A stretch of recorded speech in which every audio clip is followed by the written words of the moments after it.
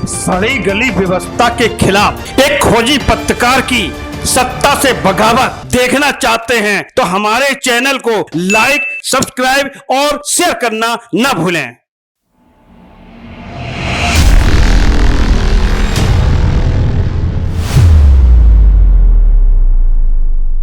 नमस्कार, मैं अनु गुप्ता, आप देख रहे हैं दृष्टांत न्यूज। आज हम अपने वीकली एपिसोड के इस अंक में एक बहुत महत्वपूर्ण विषय उठाने जा रहे हैं। एक बहुत महत्वपूर्ण विषय पे राजधानी लखनऊ के वरिष्ठ पत्रकार दिनेश शर्मा जी से चर्चा करेंगे, जानेंगे, क्योंकि दिनेश शर्मा जी बहुत वरिष्ठ पत्रकार हैं। इनका करीब 40 साल का पत्रकारिता का कैरियर है। मुख्यालय के मान्यता प्राप्त पत्रकार हैं। इन्होंने बहुत लंबे समय से राजधानी लखनऊ की पत्रकारिता को बहुत करीब से देखा है, लेकिन जो वर्तमान कालखंड में जिस तरीके से पत्रकारिता की जा रही है, निश्चित तौर पे उस पर सवालिया निशान उठ रहे हैं। पत्रकार जब पत्रकारिता में आता है, उसका एक दर्शन होता है। उसका दर्शन ये होता है कि समाज के अंतिम पायदान पे खड़े हुए गरीब आदमी के साथ अन्याय ना हो जाए, उसकी आवाज को मुखरता से उठाने के लिए पत्रकार अपना दायित्व निर्वाह करता है। और मुझे लगता है आज से करीब 25 से 30 साल पहले तक पत्रकार बहुत प्रमुखता से इस दायित्व का निर्वाह करते आए हैं। तभी हर शहर की, हर कस्बे की, पूरे देश के, उत्तर प्रदेश के एक एक नागरिक सुबह जब चाय पीते हैं तो उनकी आंखों के सामने अखबार रखा होता है। एक रिपोर्टर के द्वारा लिखे गए एक एक शब्द पर हमारे जिले के, हमारे कस्बे के, हमारे प्रदेश के, हमारे देश के नागरिक भरोसा, विश्वास करते हैं। लेकिन जिस तरीके से वर्तमान कालखंड में जो पत्रकारिता हो रही है, इस पर प्रश्न उठाया जाना चाहिए और पत्रकारों के बीच से ही प्रश्न उठना चाहिए। पत्रकार जात, धर्म, अमीरी, गरीबी, इन सबसे ऊपर उठ के आम नागरिक के लिए आवाज बनता है। उनके प्रति अपनी जिम्मेदारी, अपनी जवाबदेही की को पूरा करता है। लेकिन इधर देखने को मिल रहा है कि पत्रकारिता में भी जो पत्रकार हैं वो धर्म में ही नहीं, जातियों में बटे हुए नजर आ रहे हैं। जब कोई अच्छा जिलाधिकारी आता है तो उसको कमजोर करने के लिए जाति जैसे मुद्दे को उठा दिया जाता है। इसी तरह से पिछले 8 सालों से उत्तर प्रदेश के मुख्यमंत्री योगी आदित्यनाथ अपने 24 करोड़ प्रदेश के 24 करोड़ आबादी के एक एक नागरिक के प्रति उनकी जवाबदेही है और जवाबदेही उनकी दिख भी रही है। लेकिन क्या मुख्यमंत्री के ऊपर ठाकुरवाद और ठाकुरवादी होने के जो आरोप लगाए जा रहे हैं, ये कहां तक जायज हैं? पत्रकार के द्वारा तो इस तरीके की भाषा का प्रयोग नहीं होना चाहिए। हां, अगर किसी जिले के जिलाधिकारी या अधिकारी भ्रष्टाचार में शामिल हैं, उगाही में शामिल हैं, गलत निर्णयों में शामिल हैं, तो निश्चित तौर पे प्रथम पृष्ठ की, मुख्य पृष्ठ की, पहले पृष्ठ की, पहले पन्ने की टॉप की स्टोरी होनी चाहिए। फोटो के साथ वो अधिकारियों को बेनकाब किया जाना चाहिए। ये पत्रकार का धर्म है, ये पत्रकार का धर्म है। लेकिन ये क्या, मुख्यमंत्री के ऊपर ठाकुरवाद का आरोप लगाया जा रहा है। मुख्यमंत्री के ऊपर यह आरोप लगाया जा रहा है कि उत्तर प्रदेश में ठाकुर अधिकारियों की पोस्टिंग कर दी गई है। यह गलत परंपरा है। यह परंपरा नहीं पड़नी चाहिए। और हद तो वहां तक हो गई कि पत्रकारों के द्वारा यह आरोप कर दिया गया पिछले 3 दिन पहले कि मुख्यमंत्री आवास 5 कालीदास पार्क के शाम को 7 बजे बड़े बड़े अखबारों के संपादक और पत्रकारों को जो डिनर दिया जा रहा है, वो ठाकुर पत्रकारों को दिया जा रहा है। उसमें भी मुख्यमंत्री जी अपने जाति पत्रकार और संपादकों को डिनर देने जा रहे हैं। आज की चर्चा इसी विषय पे है। मुख्यमंत्री जी ने शायद पहली बार डिनर नहीं दिया है, इससे पूर्वी कार्यक्रम में वो पत्रकारों को शामिल करते रहे हैं। योगी आदित्यनाथ का अगर एक कालखंड याद करें आप, तो निश्चित तौर पे आपके मस्तिष्क, आपके हृदय में उनकी अमिट छाप छूटेगी, अमिट छाप बनेगी। जब कोरोना कालखंड था, कोरोना कालखंड अपने चरमोत्कर्ष पे था, देश का एक एक नागरिक अपने घरों में छुपा हुआ था, मुख्यमंत्री के अपने मंत्रिमंडल के ही मंत्री और विधायक अपने घरों में कोरोना के डर और मौत के भय से अपने घरों में कैद थे, और उत्तर प्रदेश का पहला मुख्यमंत्री योगी आदित्यनाथ अपनी जान हथेली पर रखकर पूरे प्रदेश में अपने एक एक नागरिकों के लिए दवाई मुहैया करा रहा था, राशन वितरण करा रहा था।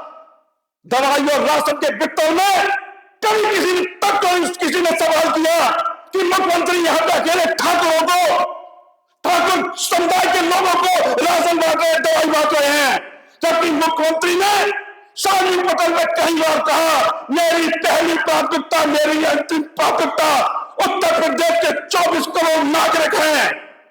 तब तक किसी ने सवाल नहीं किया, जबकि मुख्यमंत्री खुद कोरोना से ग्रस्त थे, कोरोना पीड़ित थे। उसके बावजूद भी वो एक एक जिले में आने वाली परेशानी, दिक्कतों में हेलीकॉप्टर से पहुंचते थे और दवाइयां और राशन वितरण कराते थे।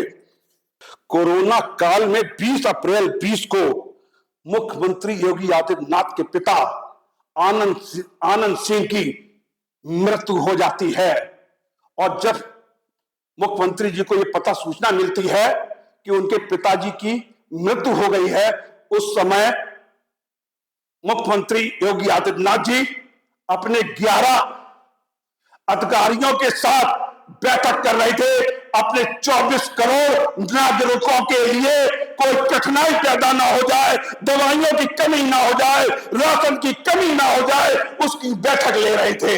अब तब योगी आदित्यनाथ पर ठाकुर होने का आरोप क्यों नहीं लगा? एक पिता की मृत्यु पे उनका बेटा उनकी अंत्येष्टि में शामिल नहीं होता है, उनका बेटा अपने पिता की अर्थी को देने के लिए, कंधा देने के लिए शामिल नहीं होता है, और वो 24 करोड़ नागरिकों के लिए दवाई और राशन के वितरण के लिए अधिकारियों के साथ बैठक कर रहे होते हैं। तब तो किसी ने आरोप नहीं लगाया कि मुख्यमंत्री ये अपने पिता की अंत्येष्टि में न जाके ठाकुरों के लिए सुविधा उपलब्ध कराने के लिए बैठे हुए मीटिंग ले रहे हैं। पत्रकारिता की इतनी छोटी सोच हो जाएगी, पत्रकारिता के स्तर यहां तक गिर जाएगा, कभी कल्पना नहीं की थी। हां भाई, आप ये कह सकते थे कि फलाने जिले का जिलाधिकारी, फलाने जिले का कप्तान, फलाने जिले का फलाने विभाग का अधिकारी भ्रष्टाचार में लिप्त है। आप कह सकते थे फलाना अधिकारी उगाही में शामिल है, फलाना अधिकारी हमारी नहीं सुन रहा है क्योंकि हमसे पहले पैसे मांग रहा है। ये इस पर तो आपको निश्चित तौर पर सवाल उठाने चाहिए। पत्रकारिता इसीलिए करने आए हैं, लेकिन आपने उन विषयों को नहीं उठाया। आपने सीधे सीधे मुख्यमंत्री को जातवाद होने को, ठाकुरवाद को परिचय देने का आरोप कर दिया।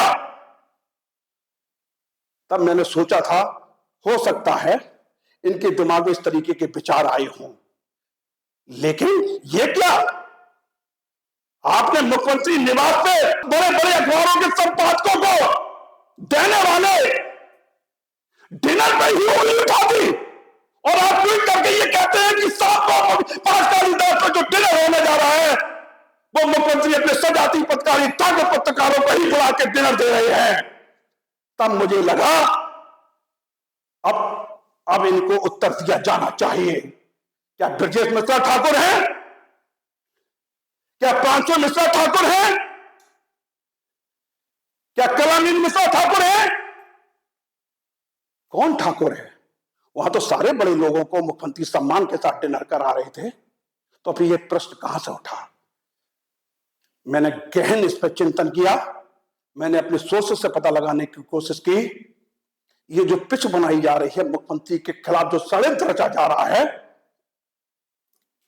इस षड्यंत्र में मुख्यमंत्री के मंत्रिमंडल के कुछ आस्तीन के सांप हैं, जो मुख्यमंत्री की ईमानदारी पर उनको नहीं घेर पाए, जो मुख्यमंत्री की कार्यप्रणाली को उनको नहीं घेर पाए, तो कुछ पत्रकारों के माध्यम से अपनी बनी बनाई पिच पर बैटिंग करने के लिए उतार दिया गया। यह कहां तक सही है, कहां तक यह उचित है? या 2027 के चुनाव के मद्देनजर देखते हुए विपक्षी पार्टियों ने एक व्यक्तिगत विशेष वर्ग के लोगों को प्रभावित करने के लिए अपने कुछ चहेतों के माध्यम से बैटिंग करने के लिए, उनकी बनी बनाई पिच पर बैटिंग करने के लिए, धुआंधार बल्लेबाजी करने के लिए उतार दिया गया कि मुख्यमंत्री पर ठाकुरवाद का आरोप लगाइए, ठाकुरों को प्रजा देने का आरोप लगाइए। यह बहुत बड़ा षड्यंत्र मुख्यमंत्री के खिलाफ रचा जा रहा है। इन्हीं विषयों को लेके आज दृष्टांत न्यूज ने पर चर्चा का विषय रखा है, इस विषय पर चर्चा रखी है और राजधानी के वरिष्ठ पत्रकार दिनेश शर्मा जी से सवाल जवाब करेंगे कि यह कहां तक उचित हो रहा है।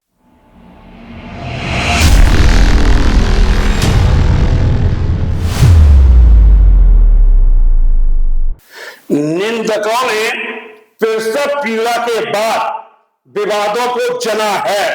वह मुख्यमंत्री योगी आदित्यनाथ पर ठाकुरवाद का आरोप कर दिया है। इन आरोपों में कितनी सत्यता है, कितना षड्यंत्र है, यह जानने के लिए हमारे साथ वरिष्ठ पत्रकार दिनेश शर्मा जी हैं। दिनेश जी, दृष्टांत मीडिया हाउस में आपका स्वागत है। आप भी देख रहे होंगे, बहुत लंबे समय से आपने उत्तर प्रदेश की राजनीति को बड़े नजदीक से देखा है। ये जो आज योगी आदित्यनाथ पर लगातार ठाकुरवाद और ठाकुरवाद को प्रश्रय देने का जो आरोप लग रहा है, यह कहां तक ठीक है? ये एक, मैं कहूंगा कि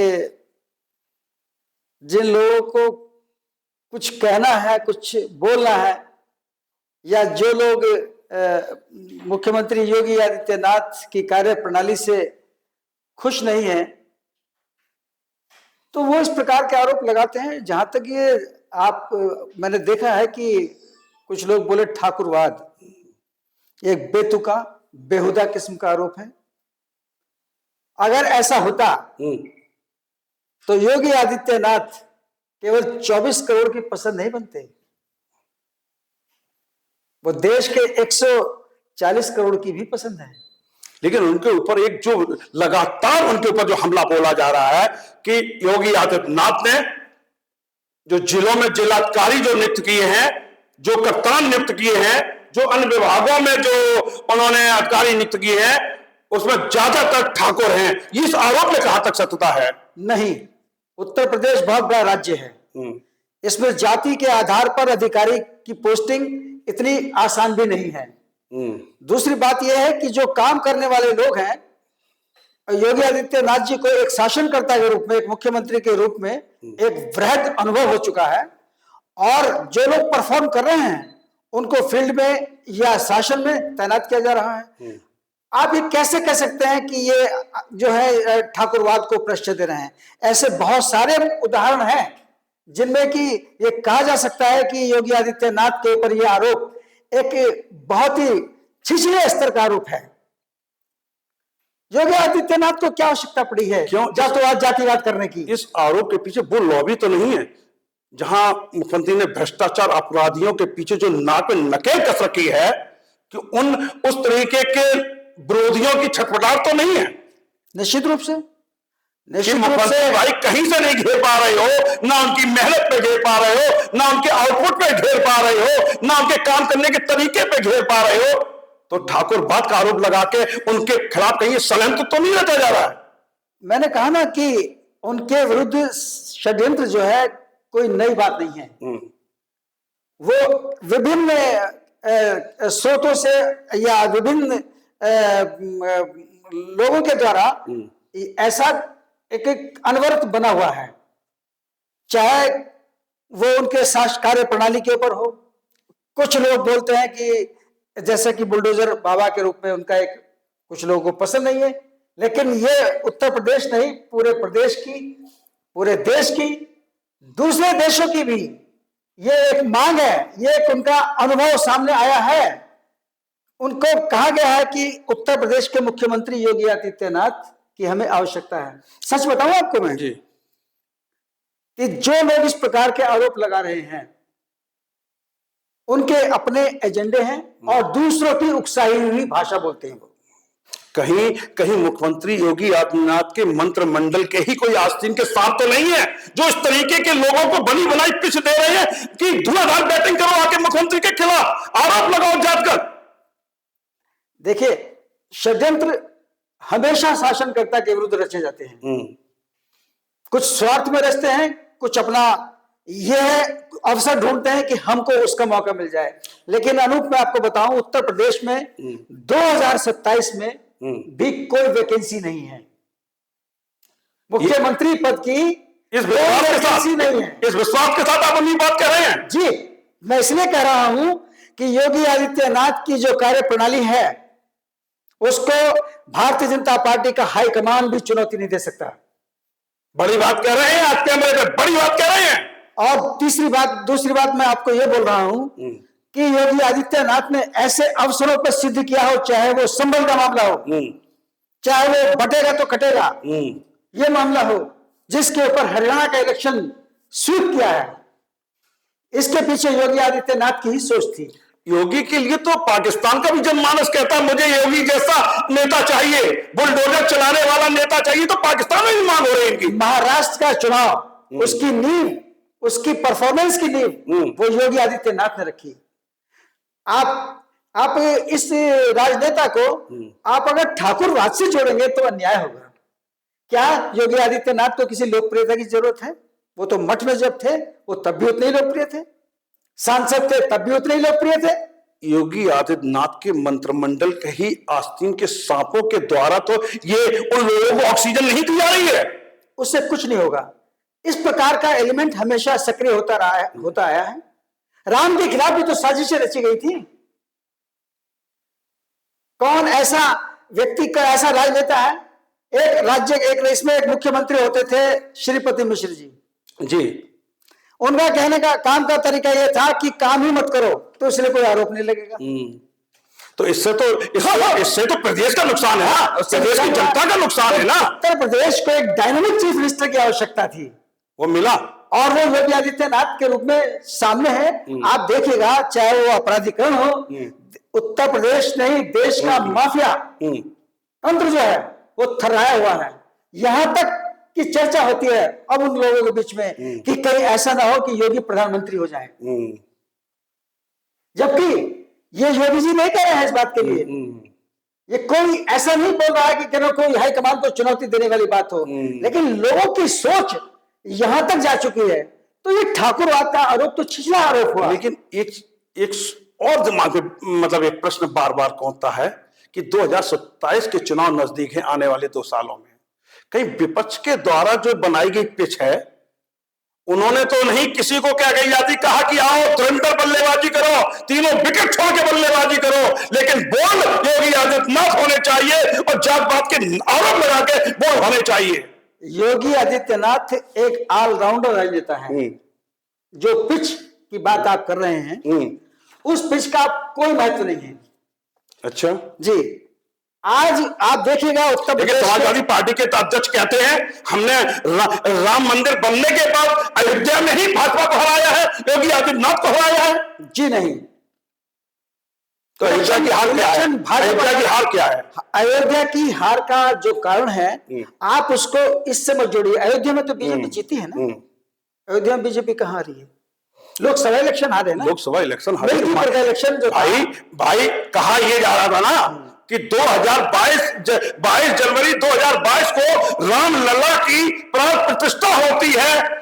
इस देश के प्रधानमंत्री योगी नरेंद्र मोदी अपनी पूरी ताकत झोंक देते हैं, योगी आदित्यनाथ अपने सारे संसाधनों की ताकत झोंक देते हैं और उसके बाद अयोध्या बीजेपी हार जाती है। सच तो यह है कि ये बात सामने आई कि उत्तर प्रदेश के मुख्यमंत्री योगी आदित्यनाथ को फ्री हैंड छोड़ा ही नहीं गया है। ऐसा आप किस आधार पर कह सकते हैं? जो टिकटों का वितरण हुआ, जो उनकी कार्य प्रणाली पर कुछ लोगों ने, जैसे कि आप ही ने मंत्रिमंडल के का जिक्र किया है, आस्तीन का सांप। बिल्कुल बिल्कुल बिल्कुल, उसके बारे में मेरे पास साक्ष्य है, सबूत है मेरे पास। तो आप ये जो बात कह रहे हैं, मेरे कहने का आधार ये है कि ये मैं नहीं कह रहा, ये भारतीय जनता पार्टी के भीतर भी कहा जा रहा है। लोकसभा चुनाव की जो रणनीति भारतीय जनता पार्टी ने उत्तर प्रदेश के अंदर बनाई थी, उस रणनीति पर प्रश्न चिन्ह है। 2024 का जो लोकसभा चुनाव हुआ है, क्या उत्तर प्रदेश में भारतीय जनता पार्टी के अंदर भितरघात हुआ है? बिल्कुल हुआ, भितरघात हुआ। और दूसरी बात यह हुआ कि जो एक स्लोगन चले, जैसे कि राहुल गांधी ने खटाखट खटाखट जो पैसा दिया जाएगा खाते में, समझे, वो एक ऐसा वो था, घटनाक्रम था कि जिसमें कि लोग 8,500 रुपए पे यकीन करके बैठ गए। उन्होंने उत्तर प्रदेश रामलला की प्राण प्रतिष्ठा पे विश्वास नहीं किया। उन्होंने रामलला की प्राण प्रतिष्ठा पर यकीन नहीं किया। उन्होंने उत्तर प्रदेश के लॉ एंड ऑर्डर पर यकीन नहीं किया। उन्होंने यकीन नहीं किया कि आज माफिया मुक्त है उत्तर प्रदेश। किसकी वजह से है भाई? मुख्यमंत्री ने तो शपथ लेते समय कहा था कि बहन बेटियों की अस्मत लूटने वाले लोग जी जल विश्वासों के अंदर होंगे या प्रदेश छोड़ जाएं। लेकिन दुखद ये रहा अनु कि हमारे देश में जो एक लालच का, पैसे का, 8,500 रुपए का एक ऐसा सुगुफा चला कि उसके चपेट में बहुत लोग आ गए। आप मुझे बताइएगा, ये सुगुफा हरियाणा में क्यों नहीं चल पाया? क्योंकि वहां पर संभाल लिया गया। महाराष्ट्र में क्यों नहीं चल पाया? वहां संभाल लिया गया। और उत्तर प्रदेश का, मतलब भारतीय जनता पार्टी का शीर्ष नेतृत्व ने उत्तर प्रदेश के लोकसभा चुनाव में हुई हार से सबक लिया था। बिल्कुल बिल्कुल लिया। और उस जो सबक लिया गया है, उसको ठीक करने के पीछे योगी आदित्यनाथ हैं। मुझे बताइए, कौन सा ऐसा भारतीय जनता पार्टी का नेता है, कुछ को छोड़कर, कि जो ये दावा कर सकते हो कि उन्होंने उस विधानसभा या उस लोकसभा क्षेत्र में अपने बूते पर, अपनी जाति के बूते पर या अपनी रणनीतियों के बूते पर विजय हासिल की हो। लोग दो कंधों पर बैठे हुए थे, एक योगी आदित्यनाथ और एक दूसरा नरेंद्र मोदी। इन दो लोगों ने इलेक्शन लड़ा। कहीं ना कहीं जो हार हुई है, और खासकर अयोध्या की हार से योगी आदित्यनाथ और नरेंद्र मोदी को बहुत बड़ा झटका भी लगा होगा। निश्चित रूप से ये बड़ा झटका लगा। सोचेगा कि अगर लोकसभा इलेक्शन और ज्यादा हार गए होते तो देश की राजनीतिक स्थिति का, सामाजिक स्थिति का, देश के और राज्यों की सरकारों का क्या हाल हुआ होता। एक भयानक स्थिति बनी होती। अब स्थितियों को संभाला जा रहा है। जिस प्रकार से योगी जी ने काम करना शुरू किया है, अब उसके पीछे सीधा सीधा गणित है कि योगी जी को फाइट करना, चाहे वो बीजेपी के भीतर के लोग हों, चाहे वो बाहर के भीतर के लोग हों, अब आसान काम नहीं है। सम्मेलन एक आइकॉन बन चुका है आज सनातन धर्म की रक्षा के लिए। लेकिन जो पत्रकार आस्तीन के सांपों के द्वारा बिछाई गई, बनाई गई पिच, या विपक्ष के नेताओं के द्वारा बनाई गई पिच पे जो धुआंधार बल्लेबाजी कर रहे हैं और आरोप लगा रहे हैं कि इस समय उत्तर प्रदेश के अंदर ठाकुरों का अगर प्रश्नदाता कोई है वो योगी आदित्यनाथ हैं, ये कहां तक सत्य है? ये वो पत्रकार हैं जो बैठकर बड़े बड़े एनालिसिस करते हैं, जैसे चुनाव के एनालिसिस करते हैं, बाद में उनके निष्कर्ष 0/0 हो जाते हैं।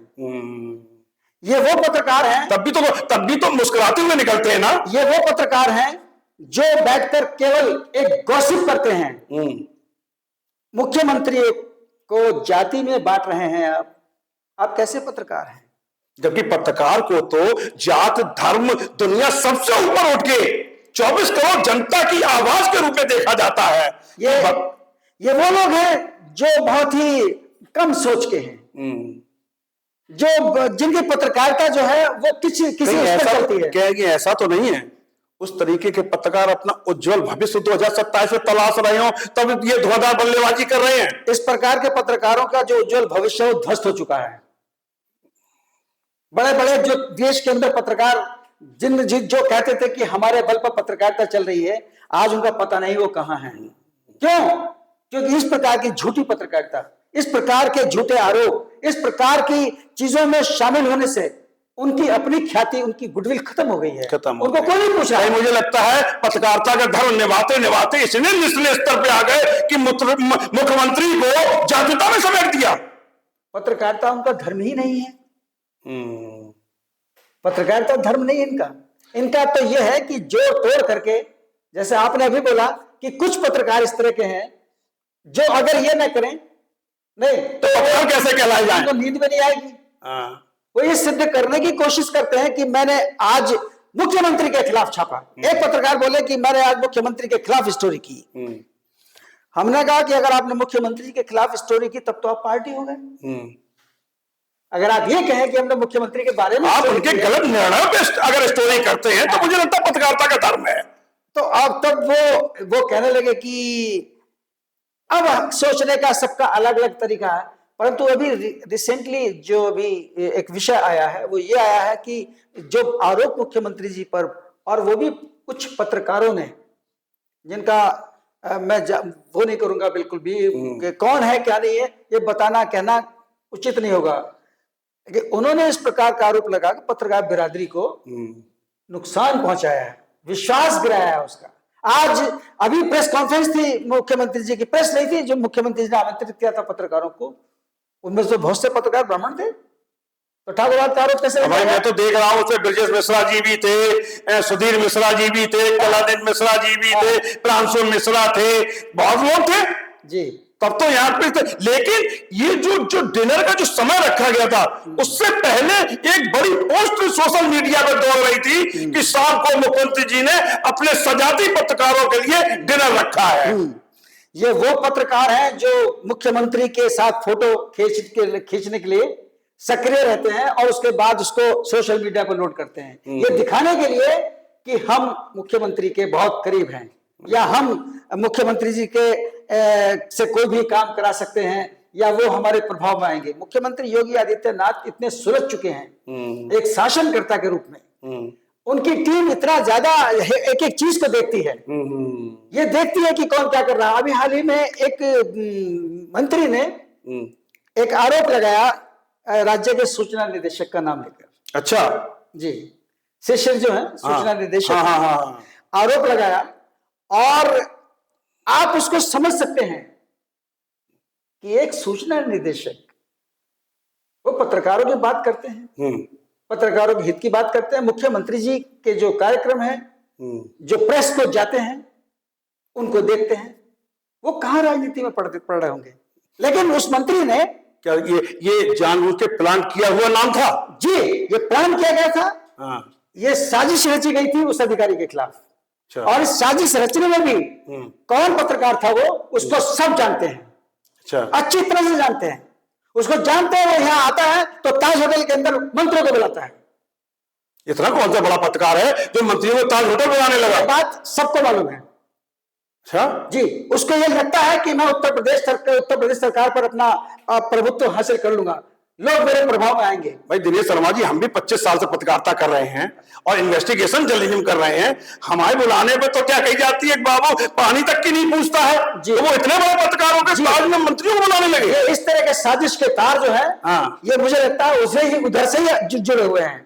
लेकिन यहाँ पे एक चीज, जब आपने चूंक सूचना निदेशक का नाम लिया, एक प्रश्न अचानक मेरे दिमाग में और आ गया। मैं इस घटना का जिक्र नहीं करना चाहता था जी, क्योंकि ये बहुत हल्की चीज है। नहीं, अब मैं जो प्रश्न करने जा रहा हूँ, राज्य के लोगों को इस प्रकार से हिट करेंगे तो ये अच्छी बात नहीं। इसके अंदर पत्रकार ही शामिल थे, तो और वो ऐसे शामिल थे, मतलब इसके मतलब लज्जा आनी चाहिए ऐसे पत्रकारों पे। बिल्कुल, इनका पुरस्कार होना चाहिए ऐसे पत्रकारों पे। राज्य को एक लंबे समय बाद एक ऐसा सूचना निदेशक मिला है जो सारे पत्रकारों की बात सुनता है, जो सारे पत्रकारों की छोटे छोटे अखबारों की समस्याओं को सुनता है, जो उनकी मदद करता है। मदद इस सेंस में कि उनके विज्ञापन की जो एक मेरिट है, स्रोत है, चलता है। हाँ, फिर ये उछालना, कोई मंत्री बोले कि किसी मीटिंग के अंदर नाम ले कि मुझको कोई सूचना निदेशक हिट कर रहा है, सोशल मीडिया पर चली बात, ये कई जगह पर चली बात, लेकिन मैंने, कौन है वो मंत्री जी? कौन है वो मंत्री जी? वो सबको मालूम है। अच्छा, हाँ, उन्होंने बाकायदा काफी उछाला, अखबारों के अंदर छपा, उनका नाम लिया। नहीं, उन्होंने शायद उन्होंने प्रेस कॉन्फ्रेंस भी की थी, प्रेस कॉन्फ्रेंस में नाम भी लिया उन्होंने सूचना निदेशक का। पत्रकारों को कम से कम मुझे लगता है बहुत लंबे कालखंड, चूंकि आपका अनुभव बहुत है, आपकी पत्रकारिता बहुत लंबे समय की है, मुझे लगता है बहुत लंबे कालखंड के बाद इस तरीके की सोच का कोई निदेशक सूचना आया? बिल्कुल नहीं आया, बिल्कुल नहीं। मैं प्रशंसा नहीं कर रहा, मैं उनका कोई प्रशंसक नहीं हूं ऐसा इस प्रकार से, या मैं उनकी कोई लागत के लिए नहीं बैठा हूं आपके पास। लेकिन हमें खराब भी लगा। क्यों लगा? कि इस प्रकार का आरोप ऐसे लेने से आ रहा है जो बहुत ही उचित नहीं है।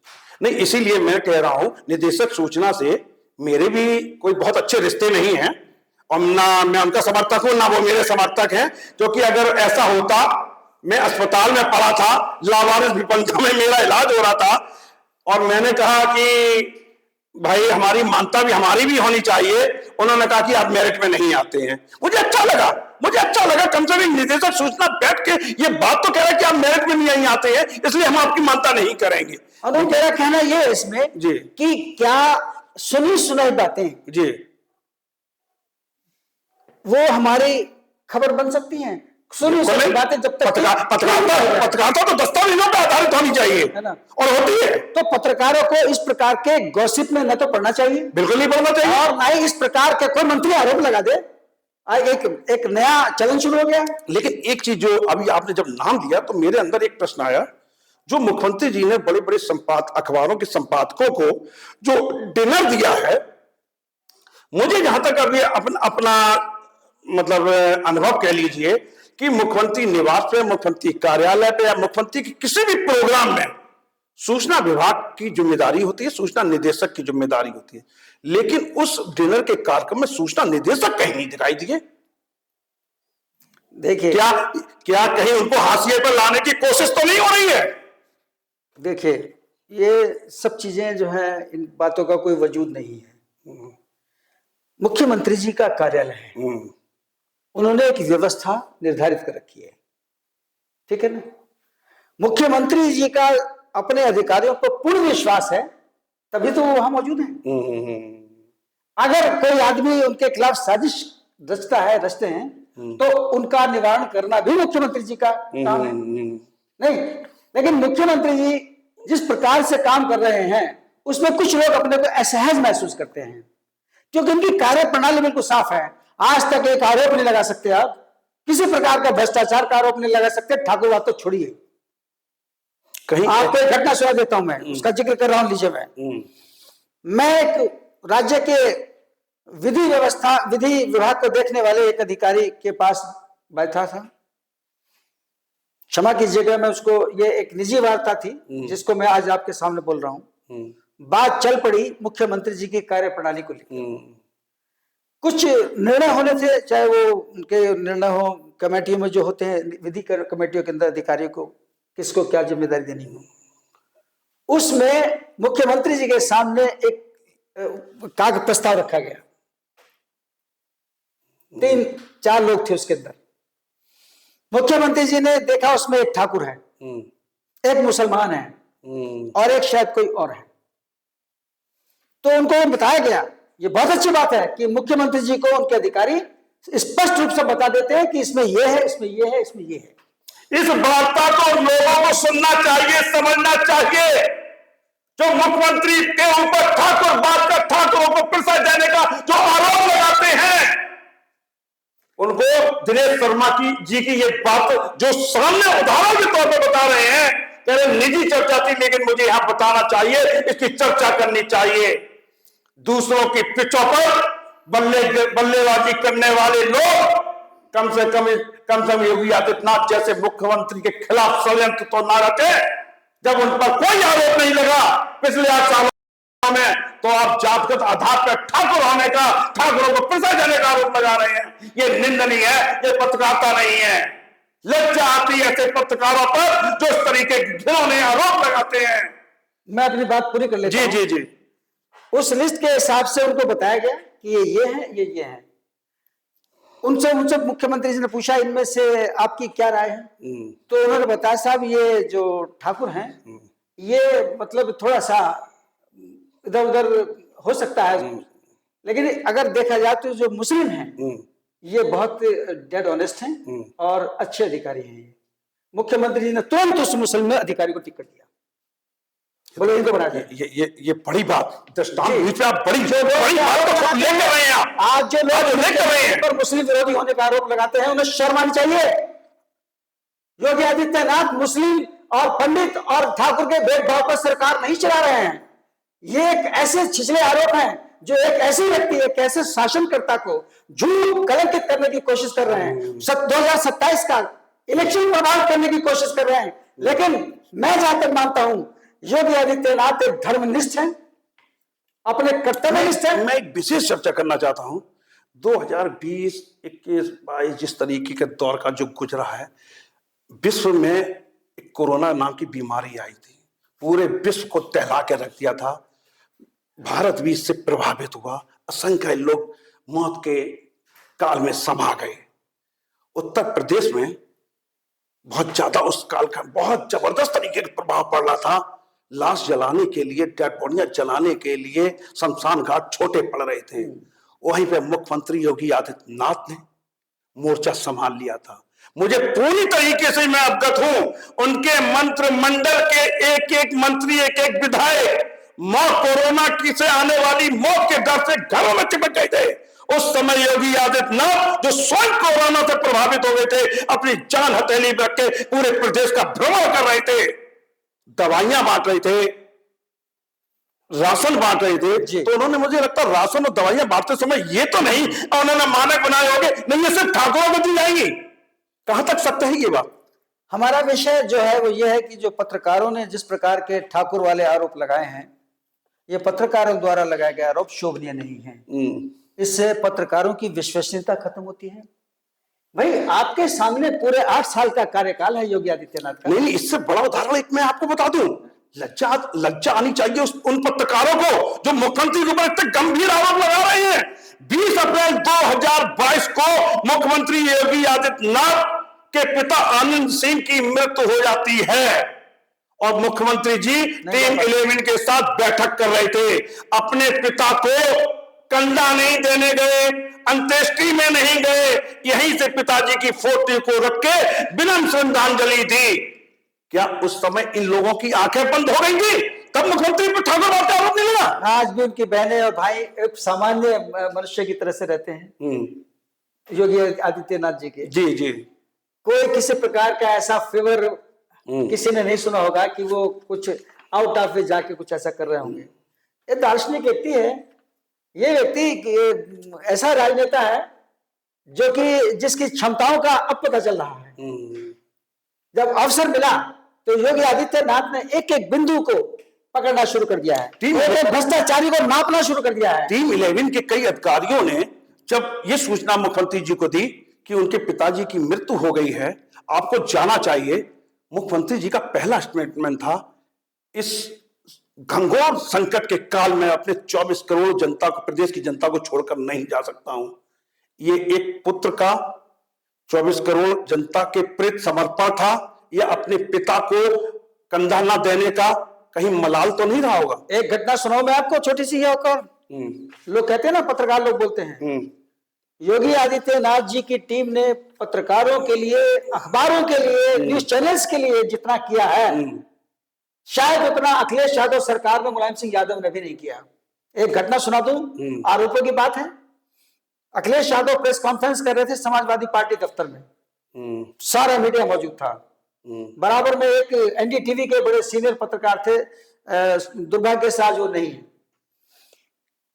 योगी आदित्यनाथ जी ने, अखिलेश यादव जी ने कागज उठाए 3-4 और लहराते हुए बोले, ये देखिए, ये देखिए, ये देखिए, योगी आदित्यनाथ के खिलाफ 17 मुकदमे,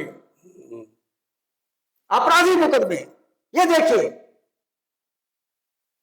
देखिए, देखिए, देखिए। तो इसके मतलब मुझे लगता है, एक मिनट, जब उन्होंने बार बार दोहराया तो मैंने उनसे पूछा अखिलेश जी से कि अखिलेश जी, आपने इनके मुकदमे वापस लिए हैं, इन्होंने वापस लिए हैं, आप ये बात तो कह रहे हैं। तो मुलायम सिंह यादव के खिलाफ तो 29 आपराधिक मुकदमे थे और ऐसे मुकदमे थे कि जिनको वापस नहीं लिया जाना चाहिए था, जिनको की कोर्ट की भी आपत्ति थी। क्या कहेंगे?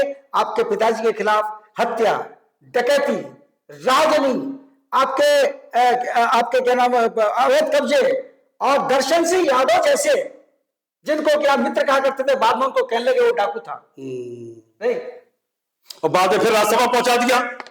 मैंने बताया ना कि ये तो आप इनके मुकदमों की बात कर रहे हैं। मुलायम सिंह जी के बारे में क्या कहेंगे आप? अखिलेश जी खड़ गए।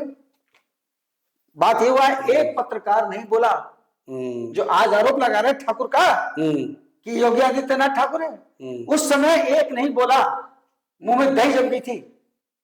उन्होंने नहीं कहा कि ये जो मुलायम सिंह जी के ऊपर जो आरोप है उनके बारे में आपका क्या कहना है। आप योगी आदित्यनाथ की कुंडली दिखा रहे हैं। बहादुर प्रेस कॉन्फ्रेंस हाथ खत्म हो गई थी, लेकिन आरोप इस प्रकार। दिनेश शर्मा जी, जिस समय पहले कार्यकाल में मुख्यमंत्री जी जब शपथ ले रहे थे और उन्होंने कहा था मेरी सरकार में माफिया, भ्रष्टाचारी, बेटियों की अस्मत लूटने वाले प्रदेश छोड़ जाएं, नहीं तो सलाखें उनका इंतजार कर रही हैं या इन लोग जाने तक तैयार रहे। भ्रष्टाचार के खिलाफ जिस तरीके से उन्होंने सारे लीकेज को पेश कर दिया था, कहीं उसका ये परिणाम नहीं था कि लोक भवन में उन्हीं की पार्टी के 200 विधायक धरने में बैठ गए थे मुख्यमंत्री के खिलाफ। देखिए, राजनीति है और उसमें जब जो लोग परफॉर्म करते हैं तो वो उनके दिल दिमाग में क्या चल रहा होता है अपने लिए ये कहना बड़ा मुश्किल होता है। कौन प्लानिंग रचता है, कैसे रचता है। आज कुछ लोग आरोप लगे कि कुछ दो राज्य के जो सीनियर मंत्री हैं वो योगी आदित्यनाथ के विरुद्ध जो है वो साजिशें रच रहे थे, लेकिन कहीं वही तो आस्तीन के साथ नहीं है। नहीं, मैं ऐसा तो नहीं कहूंगा। नहीं, मैं तो सीधे सीधे बोल रहा हूं क्योंकि मैं प्रमाणिकता के तौर पे सारी कुंडली उनकी मेरे पास है। मैं छाप भी चुका हूं किस तरीके से मुख्यमंत्री को नीचा दिखाने के लिए, बदनाम करने के लिए, अस्थिर करने के लिए षड्यंत्र रचते हैं। वो अगर करेंगे, षड्यंत्र रचेंगे भी तो किस लिए? क्या वो मुख्यमंत्री बनना चाहेंगे? तो उत्तर प्रदेश में तो 2027 में कोई वैकेंसी नहीं है। गजब, क्या बात है। उत्तर प्रदेश में मुख्यमंत्री बनने की कोई वैकेंसी नहीं है। अखिलेश यादव की बात से नामुमकिन, नामुमकिन और नामुमकिन। क्योंकि इस देश मतलब अखिलेश यादव का दूसरा कार्यकाल शुरू नहीं होगा। बिल्कुल नहीं होगा। मैं दावे से कहता हूं, आज आपके चैनल पर दूसरी बार मुख्यमंत्री अभी नहीं बनेंगे, होंगे। कारण प्रदेश जनता योगी को अपना आइडल मानती है।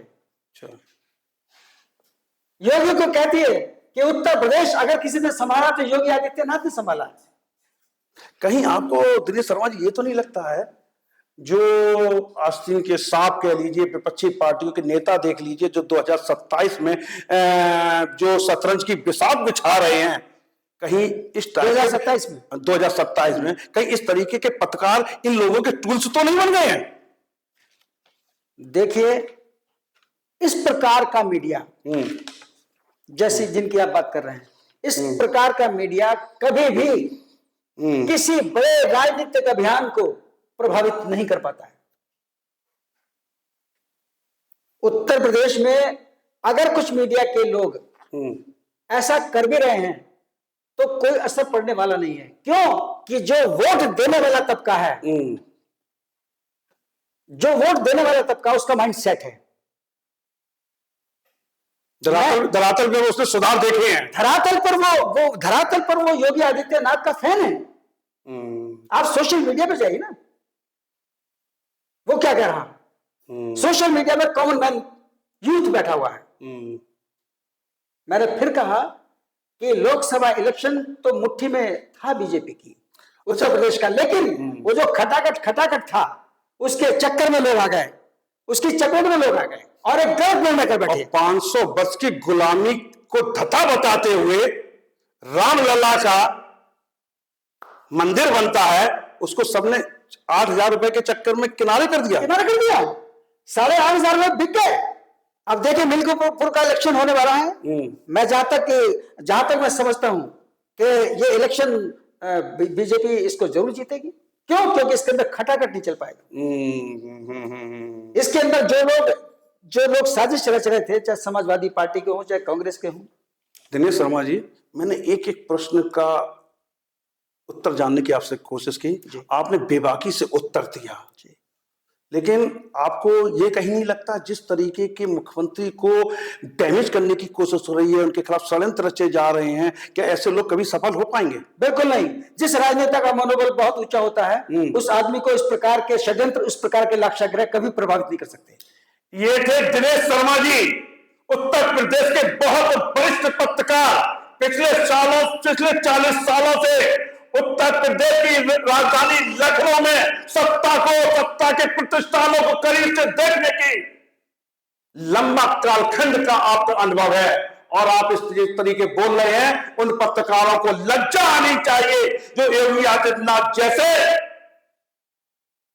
साफ सुथरी छवि के व्यक्ति को जात सूचक शब्दों से प्रयोग करके, उनको कमजोर करके, उनको बदनाम करने की जो कोशिशें हो रही हैं, वो कभी सफल नहीं होंगी।